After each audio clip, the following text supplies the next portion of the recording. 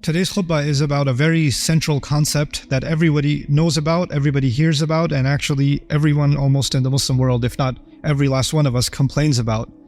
And that is the unity of the Ummah and the fact that we're supposed to be one brotherhood. We're supposed to be united. And it's something that you find being violated every single day. And we all know that the weakness of this Ummah comes directly from its disunity. If we were a united force, even if four families are united, 4 tribes are united, 4 villages are united, 4 cities are united, 4 countries are united, that becomes a force. What to speak of 20% of the world's population? So it is, something that we all know. At the same time, when we talk about the power and the strength of the enemies of Islam and the enemies of this Ummah, when we think about genocidal maniacs like Israel, that is trying to commit mass murder in front of the eyes of the world, and the Muslims, of course, are just standing there and watching. It frustrates us at our own weakness, but you can't address that by being frustrated, and you can't address that by being angry. You have to address the root of the problem. Why are we paralyzed? And one of the most practical answers to that question is we're not united. We don't have one voice. We don't speak as one. And how do you even get there? That seems like an impossible thing to achieve, right? It just seems like it's so, forget about the resources and the economic, financial, technological, military resources of those that would wish us harm. Forget about that. That's not even a big challenge. The real challenge is internal. The real challenge is what we have within ourselves. And I wanted to not just give a kind of a rah-rah speech about the unity of the Ummah, because you've heard a million of those and so have I. But I wanted to actually start at the root of the problem. Let's think about this another way. If you saw a perfectly good field and there's nothing growing on it, and you're saying, there's nothing growing here. What's the matter with this place? Well, you didn't put a seed in. You didn't take care of the soil. You didn't water it. And then you're complaining there's nothing growing here? And once you do put the seed in, and you do supply it with water, and you do make sure it gets plenty of sun, and you do make sure that the insects and the infestations that come get cleaned up regularly, if you're not doing that, then you have no right to complain. And if you are doing that, if I am doing that, then I can't put a seed in yesterday and then say, where's my tree? I don't see a tree. What's wrong with this thing? I don't, forget it. Why am I bothering? Why do I even have to care? This is not how maturity works. This is not how strength works. You have to nurture something, develop something, cultivate something, and eventually you get somewhere. And by the way, we're talking about Muslim unity. Forget about Muslims for a second. Think about the people that are united not by their love of Allah and their love of His Messenger, sallallahu alaihi wasallam. Think of a group of people united by their love of money. Think of a corporation. Think of a multi-million-dollar corporation, right? And they have all these different departments, different locations, different offices, right? And inside those offices, there's politics. And those people are not united with each other. They're trying to cut each other's throats. And what do these companies do? They have multi-million-dollar investments into team-building exercises and company cohesion and office parties and all this kind of stuff just to get people to feel united with each other and to not undercut each other and to develop a sense of belonging to each other. But what is it behind all of that? What is it that's uniting these people, these professionals? What is uniting these engineers and these programmers and these accountants and these designers and all these people in this giant office? What unites them is a common cause. We all got to make more money, right? And what are they going to celebrate at the end of the year? Well, our sales went up 20%. This is what unites us. This is why we're an unstoppable force. Like, in their mind, it's this financial incentive. That's what unites them. That's what drives their entire motivation. So the first thing that I can tell you is there are people that otherwise would hate each other's guts, but they're united by a common cause. And sometimes that common cause is not that significant. It's just money, or it's just fame, or it's just there could be 2 athletes that hate each other's guts, but they're on the same team and they're fighting for the championship. They're acting like a team. They're united. He's not going to not pass the ball because he doesn't like the guy. He's not going to do it. And if he does, his career's over. They're going to act like a team. But even in those kinds of settings, these examples that I'm giving you, in all of these kinds of settings, one thing is common: insincerity. I'm only united with you because we need to win this game. I'm only united with you because we need to make these sales. Other than that, you can fall off a cliff. I wouldn't care. Other than that, I would not be in the same room with you. I can't stand the thought of you or the sight of you. You understand? So there's an agenda. There's a material agenda that unites people. Other than that, they couldn't care less. There are people, and when you think of politics, you think of, the Democratic and Republican Party, and almost insignificantly the independents. But even if you think of these parties, you think, oh, they're on one, the Democrats are all together, the Republicans are all together. These people inside their own party, they hate each other's guts. They would love to destroy each other, even within one party. تَحْسَبُهُمْ جَمِيعًا وَقُلُوبُهُمْ شَتَّى. Allah says, you think their hearts are all united. Their hearts are all over the place. You think they're one, they're all over the place. So the question then is, when Allah is calling on us to be one ummah, that we are in fact one ummah, then we have to ask, what is it that is uniting us? What exactly is it that's uniting us? And if that force that unites us is anything short of the most powerful, if it's the most powerful motivation that unites us, then the unity itself will be strong. But if the thing that unites us is something less, then the unity itself will be weak. It'll be as weak as the thing that brought us together. So for example, now we're sitting in this masjid in Fort Worth, and we're all coming from different, some of you are coming from work, some of you are coming from home, some of you are coming from your businesses. You're all coming and sitting here in this masjid together. The men here, the women here, the children here. And all of us that are here together, we're united by this desire to worship Allah. That's what we're united by. But actually, right after this is done, we're all going to go back individually. So even though there's a few hundred of us, even 1,000 of us, if we're all together, we're actually 1,000 individuals. We're not united except by an act. We came and performed an act together, and then we left. That's it. This was not a demonstration of unity. This was a demonstration of a common objective. That's all we had, a common objective. All of our objective was to make Salatul Jum'ah. That was it. This does not show that this community is united in any way. This doesn't show that. This is about, because our purpose is, it's a sincere purpose, it's worship. But if you're just united by an objective, and that's all it is, then as soon as that objective is over, your unity is over. Nothing else matters.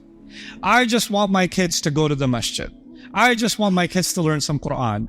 I just want to be, I just want to feel connected to Islam in some way. That's all. If that's all your connection is, then that's all it is. Once that is met, you have no other interest. You have no other purpose. The Quran paints a very different picture of what unity looks like. It's not driven by an activity.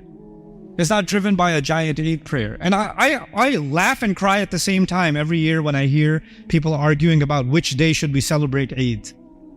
Because we should be united celebrating it on the same day. And I look at that discussion and I say, really? If all of us were celebrating Eid on the same exact day, that would be unity to you? Those 20 minutes? That's what unity is? You don't even know that the person you're praying next to is their family members in the hospital. You don't know. You don't even know this this woman just lost her business, or this one just lost their dad, or this one just, lost their job, or this one's going through a health crisis, or this one's going through, you don't know. So what's the unity? A picture that shows lots of people standing together? That's unity. We have artificial, meaningless, I would argue, artificial and meaningless standards of unity. And that's why when we complain that we don't have unity, our complaint is also meaningless. It's the same as what I mentioned before. You're standing in front of a field, nothing is growing, and you're like, hey, there's nothing growing here. Wow, how come it's not there already for me? It should already exist and I could just walk into a garden. No. Unless you're ready to be the gardener, there's nothing to complain about. So let's take a step back a little bit and think about that. And I'm first and foremost going to talk to the men. And I just want you to sisters, bear with me. Your turn will come. If not today, one day, inshallah. But for now, I'm just going to address the men. For many men in the Muslim community, and I've had many conversations with lots and lots of men across the Muslim communities in the world and also in the United States. One of the most common things you hear from men, the feelings that you get from men, everybody needs something from me. My family needs something from me. My parents need something from me. My kids need something from me. My wife needs something from me. My in-laws need something from me. My boss needs something from me. My community needs something from me. Everybody needs something. And if they get a phone call, even if before they pick up a phone call, it's not going to be about them. Hey, I just wanted to say salam. Are you doing okay? Is everything all right with you? Let's get together sometime. And even if someone calls and says, Assalamu alaikum, how are you? Already in your head is, how are you? But what do you really want? What is this about? What's this call for? Nobody's getting in touch with you because they care about you. They're getting in touch with you because they care about something you can give them. So either you're a cash register, or you're a service dispenser, or you're a connector. That's all you are. You're just there to be utilized. You're a tool to be used. And that's it. Nobody else cares about you. Nobody actually sees you for who you are, right? And then you come to the masjid and you hear Muslims are all brothers. Assalamu alaikum, brother. And you give each other hugs and salams and dua for each other and all of that. That's great. And the moment you say, hey, can I talk to you for a minute? I'm busy. I'm kind of busy right now. Because nobody has time for you. Nobody has time for you. And take it a step further, when in many families, people depend on you. They depend on you. You're providing, for example, right? And then all of a sudden you get sick and you lose your job. Not only do you lose your job, you lose your respect in the family. People don't look at you the same way anymore. Nobody calls you, and they used to call you all the time. They don't call you anymore.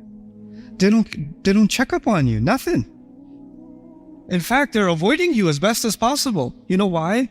Because all of a sudden you went from someone who was giving to someone who might be asking. So let's stay away from someone who might be asking. If this is the condition even inside of our families, what do you imagine is the condition when we expand that a little bit to a level of a community? What happens then? What happens when people feel nobody actually cares about them? And we happen to live in a society. The United States is different from Denmark. It's different from Germany. It's even different from Canada. Let me tell you something that you already know about the United States. This is the poster child of capitalism. And capitalism is, you gotta look out for number one. Nobody cares about you. You gotta care for yourself. Nobody's coming for you. So we already breathe capitalism in every day. And on top of that, in your personal lives, in our community lives, it's demonstrated over and over again that even though there is some level of camaraderie between us, salam and dua between us, it doesn't go past formalities. It's not actual brotherhood. Here's the litmus test for what real brotherhood looks like. If I'm really going through a crisis, if there's something terrible I'm going through, is there someone I can call immediately? Who would I think of calling immediately? And would it be the brothers at the masjid? Would it be the people I hang out with? Would it be the people? Who would it be? And if you have those people in your life, then you have some level of brotherhood in your life. But if you have to think twice, if I tell this person, what are they going to think of me? If I tell this person, how will they use it against me? You have to calculate whether or not you should share what's troubling you with someone, because you don't know if they're going to go talk to 20 other people about you. You're going to become the interesting topic at a Eid dinner. You know what this brother told me? I was going through. Oh my God. You don't want to become somebody else's entertaining story. So you keep your mouth shut. You know what that means? You don't have brotherhood in your life. You don't have, the satr that a believer is supposed to give to the other believer. You simply don't have it. You don't have, and let's take even another step. But before I come to the ayat that I really want to share with you today, take another step. There are people in our community, young men, older men, that fail. Failure is a part of life. You fail in an exam. It happens. You fail in a job interview. It happens. You can also fail in your deen. Some young man can go through some depression and start drinking alcohol. It happens. This occurs. Somebody might end up in haram situations, might go down a path, drugs, alcohol, you name it, all of it, the worst of it. And they could keep going down and keep going down. You know what? When they fall, if you had a family member, if you were walking with your child and your child fell, what would you do? You would just pick them up, scrape them off. help heal if they cut, you put some Band-Aid on, put some antiseptic on. Let's heal this person. Let's fix them. What happens in our communities, in our circles, when somebody falls? Oh my God. Astaghfirullah. Look at the youth nowadays. You know what I found out? Abdul Kareem, you know what he's doing? La hawla wa la quwwata illa billah. I saw him coming out of this place, or I saw him doing this. I saw inna lillahi wa inna ilayhi raji'un. Bro, somebody should talk to him. You know what that is? That person may be doing a sin. I would argue you're doing a much bigger sin. You're doing if that is a crime against Allah, you running your mouth about the dignity of your fellow brother to other people, and then saying astaghfirullah as if you genuinely care. Because if you genuinely cared, number one, your mouth would be shut. And the only time it would open is to go reach out to him and give him a hug and say, hey, I'm here for you if you ever need to talk, and it will die with me. That would be you as a brother. That would be you as a brother. But that's not brotherhood. This whole, I'm so concerned about our youth and artificial conversation. This is not brotherhood. This is, I don't know what that is. Backstabbing at least. That's what that is. But that's the reality that we've created for ourselves. And then we have the audacity to say, why isn't the Ummah united? The billions of us. Man, can you show me a dozen of us united? How about 2 dozen? How about a couple of hundred? Before we talk about billions of people being united. So now come back to what was happening with the Sahaba. And what did the Quran praise so much? This is one of the most fascinating places in the Quran. Very briefly, I'll tell you the story. Rasulullah sallallahu alaihi wasallam was given a remarkable victory at Khaybar. Before Khaybar, Muslims were basically bankrupt. Basically had no money. After Khaybar, all of a sudden, we were millionaires. Millions came in assets, the way if you want to count it in today's values. Millions in real estate, agriculture, recurring revenues, all of that all of a sudden came into Medina. And just before this happened, the Muslims were barely getting by. I mean, there are narrations of the Prophet himself, sallallahu alaihi wasallam, having to turn his daughter away because he didn't have food to even give her while she was starving for 3 days herself or 2 days herself. And he had stones tied to his belly because of the pains in his own stomach. This was the state of the Muslims. This was the governor of Medina, sallallahu alaihi wasallam, starving. And then after Khaybar, all of a sudden, millions have come in. Now, let's think about this for a second. The Muhajirun came from Makkah, yes? They came from Makkah. They left everything behind. But the people in Medina were poor to begin with. They weren't rich. They didn't have a 3-bedroom house. They didn't have a 2-bedroom house. They didn't even have bedrooms. But now all these people came and they got to stay somewhere. And so what did the Ansar do? What did the migrants of Medina or the Ansar of Medina do? They housed the Muhajirun. Now they barely had enough food for themselves. Now they've got more mouths to feed. You understand? And those people, they're a major, major expense. Then on top of that, not only is that an expense, 6 months after the Prophet ﷺ gets to Medina, we're getting ready for war. Badr is about to happen. And when you're preparing for war, if you know nothing about war, you should know war is expensive. Who's going to spend the money on war? Well, the Muhajirun don't have any money because they left all of their money behind. Who's going to do all the expense? Who's going to have to make all the money and spend it? It's going to be the Ansar. So the Ansar are taking care of the Muhajirun, and now they're financing the bulk of whatever they can come up with to fight for the cause of Allah. From their perspective, as soon as they accepted Islam, they don't have their private life anymore. They have to share their little tiny space with somebody else. They can't eat a meal by themselves. Somebody else has to share that meal with them. You know, nowadays they say this immigration problem, we should have built a wall. Right? They're living it. They're living it. It's easy to read in a textbook, oh, the Ansar were supporting the Muhajirun. Bro, if somebody comes to your house and stays with you for 6 months, your cousin, your brother comes over for 2 days. 2 days is the limit. You're here for Eid. Eid is done. See you next Eid. And you know what? I'll come over next Eid to your house. Somebody decides to stay in your house for 6 months, a year, indefinitely. Eventually, you're going to get annoyed, man. It's going to start catching up. You know, okay, you're my brother in Islam, but can you not sit over there? That's my spot. You're my brother in Islam, but you ate the chicken. The one chicken I had, you ate it. Who took this orange? Who did this? Who did that? Oh, who left this mess? God, man. Wouldn't it start building up? They're human. They're human. And on top of that, they're going to war. And the majority of the shuhada, the majority of the people that were killed in both Badr and Uhud were the Ansar. They were the people of Medina. So we're spending, we're giving up our homes, and we're getting killed. All of this is happening. And it continued to happen. And they kept giving and giving and giving and giving and giving. And finally, we're millionaires. Khaybar happens, we got the millions. So if I'm an Ansari, and I'm not, but I use my imagination. If I was one of the Ansar, I'm like, finally, time for some refund. Kuch to wapas mile. Something will come back. Akhiran, right? So I'm waiting for the announcement because I spent all this money. I gave my housing. I'm going to get something back now that we have all this ghanima. Listen to these ayat. Ma afa Allahu ala rasulihi. Whatever Allah acquired, allowed to be acquired, that, through His messenger, min ahlil qura, from the people of those towns, meaning Khaybar, falillah, it belongs to Allah. Number one, a share goes for Allah. That's it.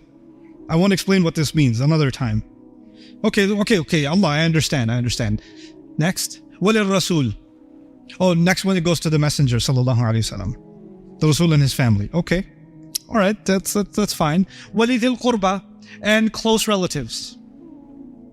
Wal Masaki, Wal Yatama, and orphans. And I'm the Ansari looking around like, okay, orphans. Maybe I'm next. Wal Masakin, and poor people. Okay, now the poor people are done. Can we get to us now? Wabn as-sabil. And even people who are traveling and they need help, money will go to them. Okay. And then Allah says by the end of this ayah, He says, Ma ataakumullahu, ma ataakumur rasulu fakhuduhu. Whatever policy the messenger gives you, take it. Wa ma nahakum anhu fantahu. And whatever he stops you from, stop yourself. Right? Okay, now in the next ayah. Next recipients, للفقراء المهاجرين الذين أخرجوا من ديارهم وأموالهم يبتغون فضلا من الله ورضوانا. For the bankrupt migrants who were kicked out of their homes and were expelled from their own assets and their wealth, who pursued a pleasure of Allah, and they've pursued the favor from Allah and to please Him. They're the next recipients. That's a lot of recipients. Although that money is now being split up. But who hasn't been mentioned yet? The Ansar have not been mentioned. And the Ansar were the ones who spent most of the money. And they haven't been mentioned. And then finally Allah gets to them and says, وَالَّذِينَ تَبَوَّأُوا الدَّارَ وَالْإِيمَانِ. But just look at how Allah talks about them. I did all of this just to tell you how Allah talks about them. Those people who made ample space in their homes, and they made ample space for faith. Just like you open your home, they open their iman. Now Allah is telling us something. Part of my iman is how much space do I make for my fellow brother. That's part of my iman. Iman is not just in salah. Iman is when I open up my heart for my fellow brother. And Allah says these people, they had open hearts. In other words, I was pretending to be annoyed that the Ansar were not mentioned. The Ansar never felt that. They didn't feel that. They had just like their iman, their hearts were open. They opened up their homes and the iman. Min qablihim, that from even before them. Yuhibbuna man hajara ilayhim. These words are so easy to recite, so hard to understand. He says they love those who migrated towards them. Ya Allah. They love those who migrated towards them. If this was talking about you and me, it would be they barely tolerate those who migrated towards them. They're almost on the verge of killing those who migrated towards them. They're wishing those who migrated towards them went back home.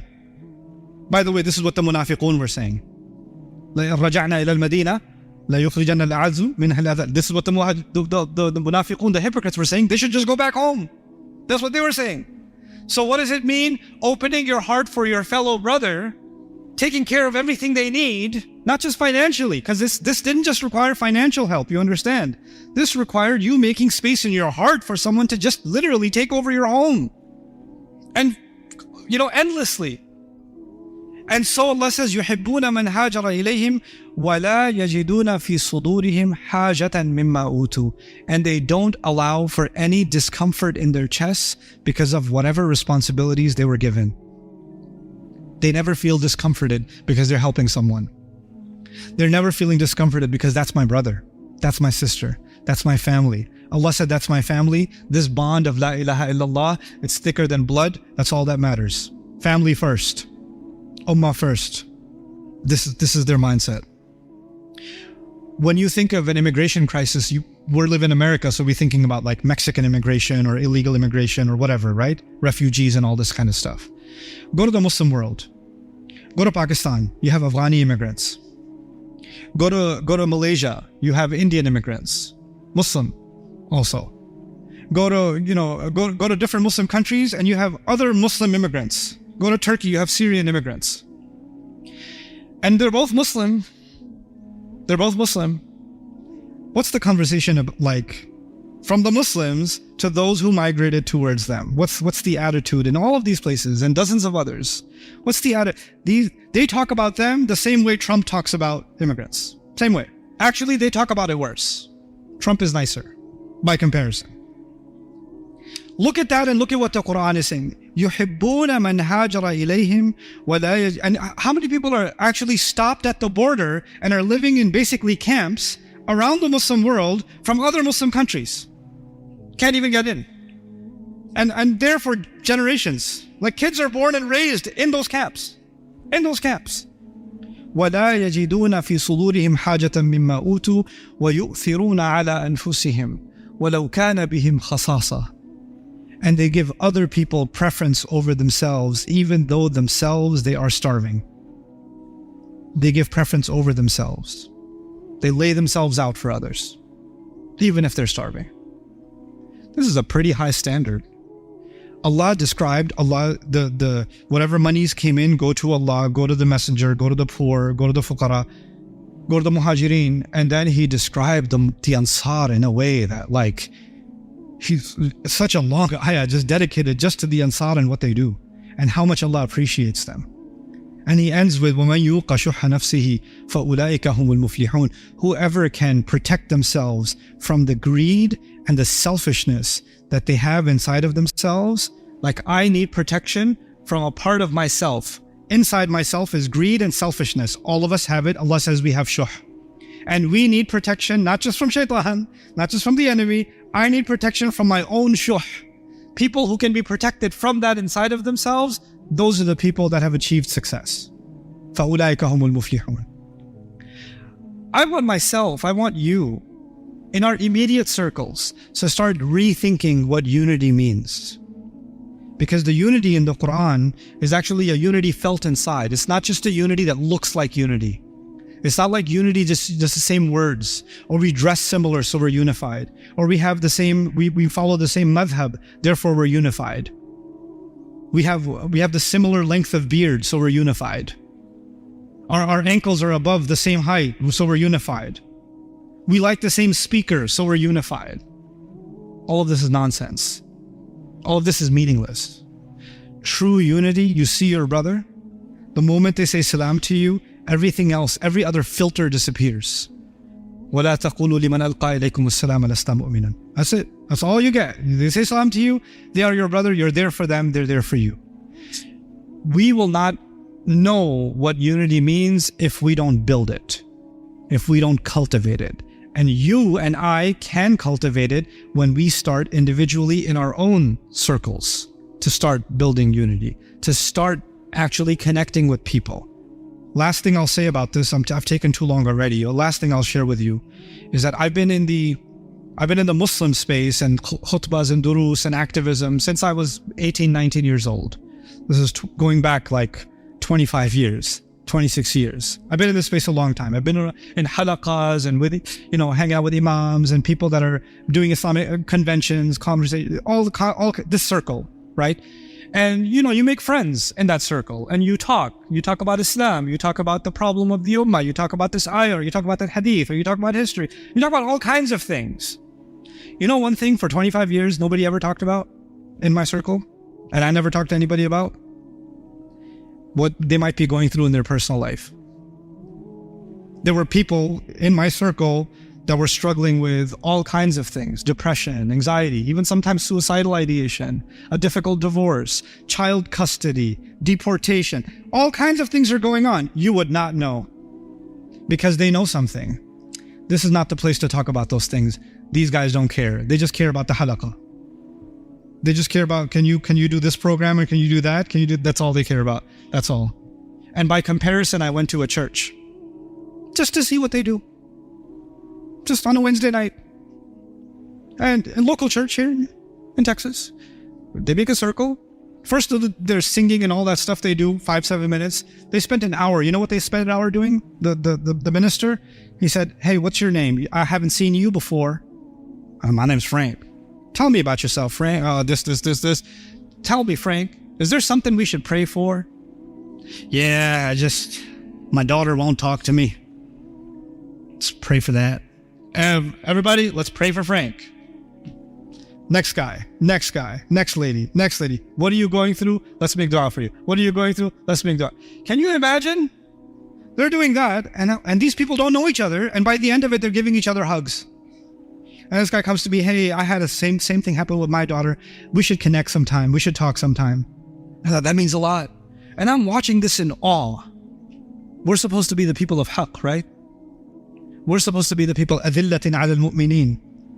We're supposed to be يؤثرون على أنفسهم. All of these ayat, I saw them being practiced by people that don't even share our faith. And all these years in the masajid of Allah, in the community, and I don't see this. I see barely a glimpse of it. We need to nurture care. We need to nurture ukhuwah. That's where unity comes from. It doesn't come from videos and speeches and talks. It comes from you and me actually connecting, deeply connecting. May Allah Azza wa Jal make us a people of genuine unity. And may Allah Azza wa Jal allow us to be sincere with one another and let go of artificial connection and attachments and replace them with the strongest, deepest, and most authentic attachments.